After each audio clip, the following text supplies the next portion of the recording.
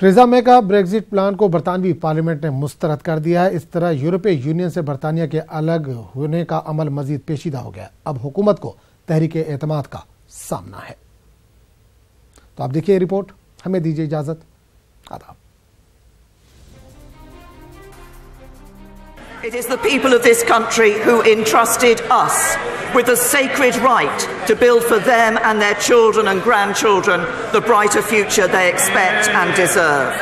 And if we act in the national interest and back this deal tonight, then tomorrow we can begin to build that future together. Theresa May की parliament में नहीं सुनी गई और वही हुआ जिसका अंदेशा था। ब्रेक्जिट डील का हश्र पार्लियामेंट में ये होगा, ये तय था, लेकिन इसका स्केल इतना बड़ा होगा इसकी उम्मीद नहीं थी।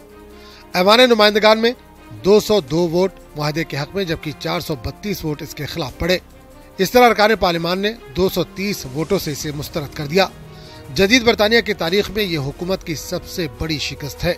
लेबर पार्टी के लीडर जेरमी कॉर्बिन ने हुकूमत के खिलाफ अदम एतमाद की तहरीक पेश कर दी है। जो कामयाब हो गई तो आम इंतखाबात का इनेकाद किया जाएगा। The result of tonight's vote is the greatest defeat for a government since the 1920s in this House. This is a catastrophic defeat for this government. After 2 years of failed negotiations, the House of Commons has delivered its verdict on her Brexit deal, and that verdict is absolutely decisive. I therefore, Mr. Speaker, inform you I have now tabled a motion of no confidence in this government. अगर तहरीक अदम एतमाद कामयाब होती है तो हुकूमत या अक्सरियत के साथ इक़्तिदार संभालने की अहलियत रखने वाली जमात के पास 14 दिन होंगे कि वो पार्लियामान से एतमाद हासिल करे। अगर वो ऐसा करने में कामयाब नहीं होते तो मुल्क में आम इंतखाबात का इनेकाद करवाया जाएगा।